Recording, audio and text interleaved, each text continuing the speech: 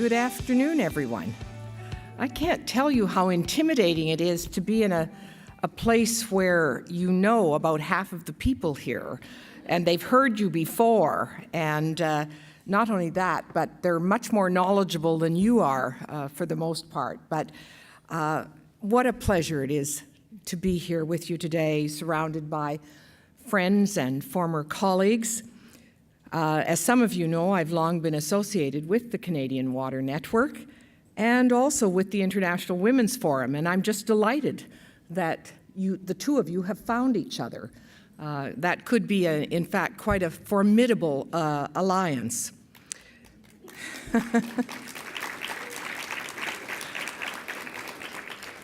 I also congratulate you for your persistence in once again tackling the important issue of water. Certainly the fact that water tops this year's World Economic Forum list as the biggest societal and economic issue, economic risk for the next 10 years must be seen as a clarion call to urgent action. It's also very difficult to bring closing remarks at the end of a conference when much has already been said, so I can only make assumptions. And it's even more difficult when you haven't been here to hear what has been said. So I'm hoping that my comments will be perhaps a summary, perhaps adding to and reinforcing what you've already discussed. When I look at the impressive list of speakers, I must assume that you've talked about the state of the resource, both in Canada and internationally, the nature of the stresses of demography and the development of the resource, an analysis of the science, research, technologies, and policies that have attempted and sometimes succeeded and sometimes failed to address those challenges, and that perhaps you've even challenged yourselves to come up with an action plan. Certainly, following the remarkable and passionate opening statement by Bob Ray, which I wasn't here for, but I can only assume was passionate and substantive, one could reasonably ask, what more is there to be said? But the biggest challenge I have is that in my new position, I must be rigorously apolitical and nonpartisan and non-policy prescriptive. So imagine how difficult that is for someone who's spent her life in public policy. One of the challenges of assuming this job is that I've learned how to bite my tongue fairly frequently, but today is a real test. So what I'm going to speak to briefly are really my personal reflections, some of them, but more importantly, perhaps I'm going to raise a number of questions. And I suspect if the conference is, as I assume it was, you have probably tackled many of those questions in the last day and a half or so. Before I start, I do want to say that the observations and the questions that I raise come from a place of hope and optimism, not despair. And that may actually surprise you because for every day we're reminded of the dynamic environment in which we live, a borderless world of blurring sovereignty and security concerns, an interdependent world of integrated economies and crumbling financial regimes, a world of fast-paced technological change, and a world of growing alienation between political processes and people's passions. Our future has never been as linked as it is now to those with whom we actually share this planet. In many, many ways, this is a fragile world of inequity. As Maggie would surely tell you, 2/3 of humankind fall far short of having a decent quality of life. And on this issue, water, I'm sure that you've noted that while water availability is, of course, measured in terms of gallons per capita, It's actually measured in many countries in terms of lost lives. Surely, if thousands of children die each day because of unsafe drinking water and poor sanitation, we must acknowledge a problem of monstrous proportion. And closer to home, as I know you've been discussing, we've had numerous wake-up calls reminding us that paradoxically the problem is not at all limited to the developing world.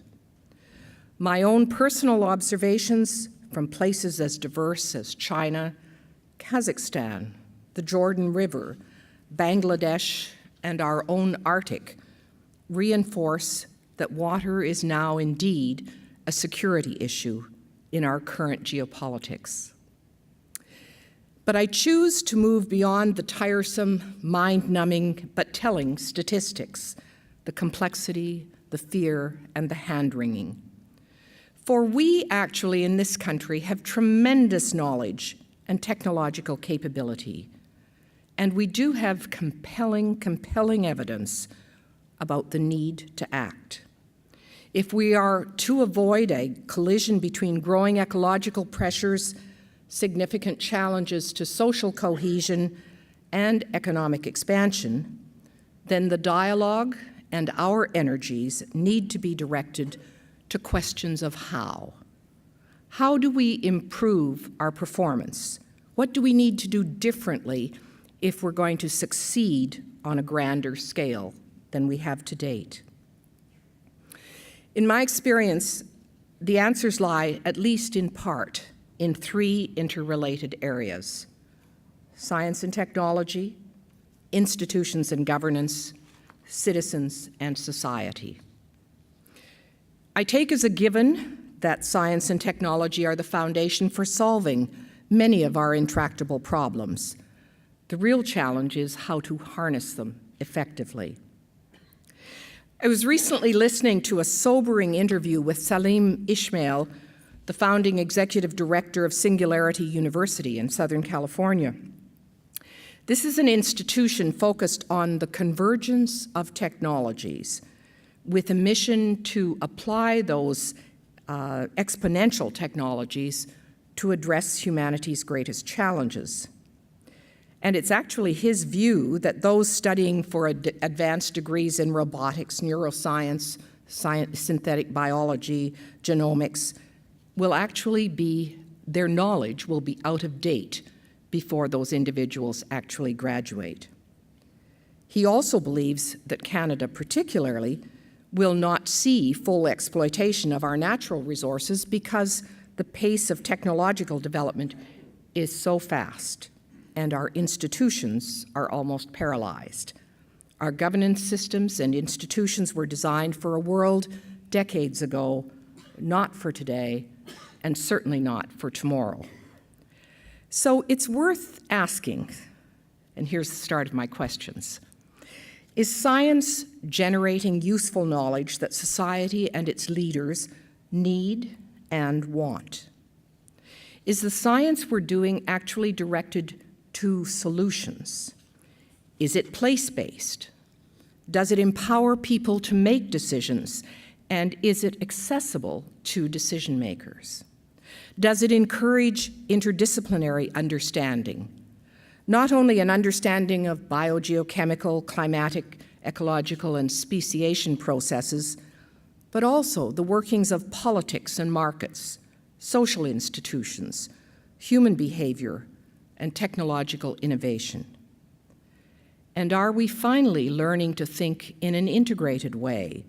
Are we looking at watershed management once again after 3 decades of talking about it? If the answer to those questions is yes, then I find it just a little curious that we can detect environmental contaminants at the level of parts per billion, but we're unable to unify the fragmented pieces of policy and law in different jurisdictions. I find it curious that scientists can design complex computer models to predict likely trends in global change under many scenarios, while we've been singularly unsuccessful in making a convincing case to the public and engaging them as a means of bringing about real change. I'm curious if we can reduce toxic emissions in certain cases by 99%. We can't yet agree on the role that economics plays in setting standards. So I've come inevitably to believe that it's not the scientific and technical challenges that occupy our greatest attention or should occupy our greatest attention. It's really the matters, the challenges of governance, institutional, and behavioral changes that are really going to continue to be formidable over time. While the value of science to policymakers is incontestable, consensus about the best way to provide sound, nonpartisan, and independent advice that is both understood and used by decision makers is really somewhat elusive. And that, to me, opens the door to a very complex and difficult set of considerations. And I hope that most of these were, in fact, part of your discussions this week. How do we know we're asking the right questions? For example, emerging technologies may well give us a future of choice, and policymakers will be expected to interpret the impact of those new technologies before they can possibly construct good public policy. How can we develop a scientifically literate public service and, on the other hand, a science community that has a basic understanding of the elements of policy development? What process will capture the full diversity of data and analysis? How can science communities from academia, government laboratories, and industry collaborate, reducing fragmentation and creating synergies through a multidisciplinary lens? How can we better integrate the social sciences? How can we learn from the relationship of Indigenous peoples to the natural world? How can we ensure coherence in the diverse and isolated policy agendas? A chemical management regime to deal with persistent organic chemicals and endocrine disruptors is not simply a matter of water or environmental policy, but requires that we know something about supportive trade and agricultural practices if we're really going to have meaningful impact. When are we going to stop looking at these big policy questions in silos? In a country of multiple centers of power, where is the assurance that harmonization and devolution of responsibility will be able to do two things: acknowledge that there may be national goals and objectives for all of us, and yet understand that effective implementation has to be ensured at the provincial, municipal, and First Nations levels?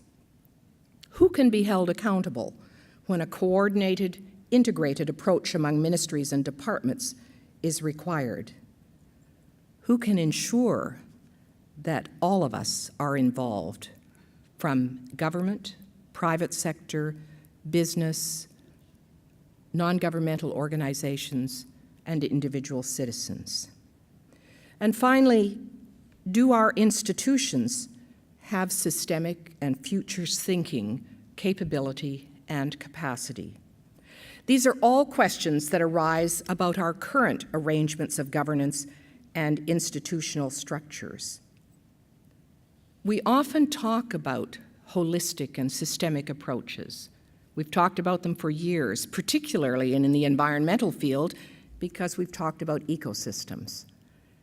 And yet we have great trouble knowing what to do with that knowledge and with that good intent. In this world of surprise, uncertainty, and risk, we must surely seek greater resilience.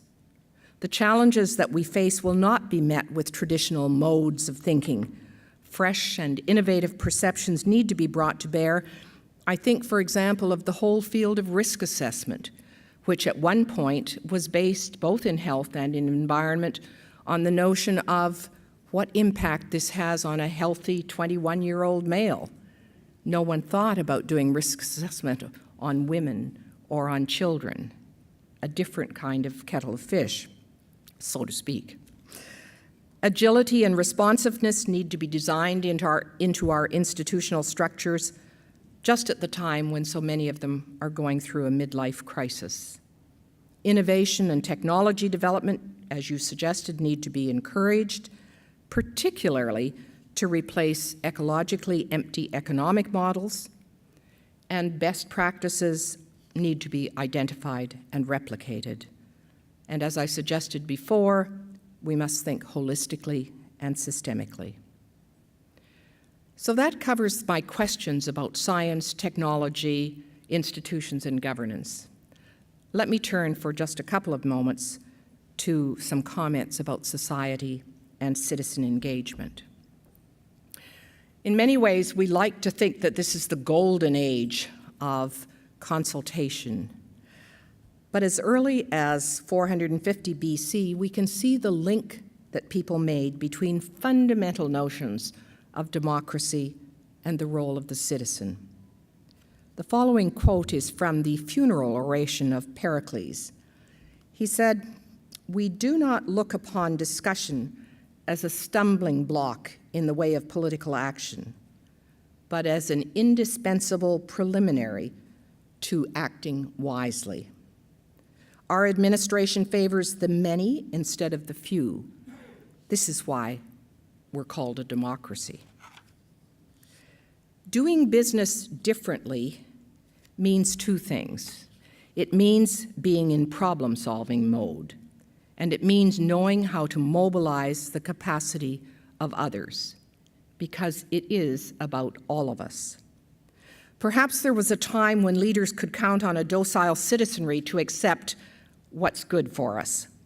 Not so now. More and more people question decisions that affect fundamentally their way of life, their quality of life. They're not content to believe that science, business, and governments alone have all of the answers, and they're less and less willing to give institutions free rein. Citizens believe that they have a right to know about and participate in these kind of discussions. But it's not really a simple matter of recognizing rights. It's also a matter of good decision-making. Astute decision-makers, whether in government or in the private sector, have come to understand that people who are affected by policies bring special insights and expertise to the table. And just as importantly, policies and decisions that are developed in an environment of trust and confidence have a much greater likelihood of being supported by public consensus. Participants who feel as if they own the process are more likely to sustain its outcome. These are indeed big issues that demand engagement, not just participation. They demand dialogue, not public debate, thoughtful deliberation, not just consultation. And at the end of the day, they are all about building relationships. I learned so many of these lessons from some work that I did a number of years ago on nuclear waste management. And I think those lessons have much broader application. One thing in particular, during the study that we undertook, we were often asked, why is it necessary to even consider the social and the ethical issues? Surely what we want is the best technical response. Well, as most of you would know, central to the issue of waste management is risk. And while scientists and specialists can articulate the nature of the risk and even the ways in which that risk might be mitigated, it's really society that will ultimately decide which risks they are prepared to accept. And we have, I think, come to an understanding that some degree of social acceptability is a requirement. So values and deeply held beliefs matter a great deal. The fact is that there are no right answers to many of the ethical questions that we face with the development and use of new science and emerging technologies. How do we accommodate the desires of the current generation while recognizing that the decisions we face now are going to affect the lives of generations to come? And in fact, with its capacity to recreate nature and even change what it means to be human, science and technology are forcing us to confront moral dilemmas and profound choices that are going to require even deeper global dialogue and systemic thinking than we've ever had to before. Because ultimately, science and technology tell us what we can do, ethics what we must. I guess that's why I've often referred to the idea of a contract between science and society, a contract that links scientific research to policy and action, a contract that reconciles scientific excellence with social relevance, and a contract that allows us to benefit from some of these amazing technological developments while managing their inherent risks, and all of them have risk, and still respecting the values of our citizens. So, in my concluding remarks at the conclusion of your conference, I hope that without being partisan or policy prescriptive, many of the questions that I have raised have been about humanity's increasingly strained relationship with the world's most vital natural resource, and that is water.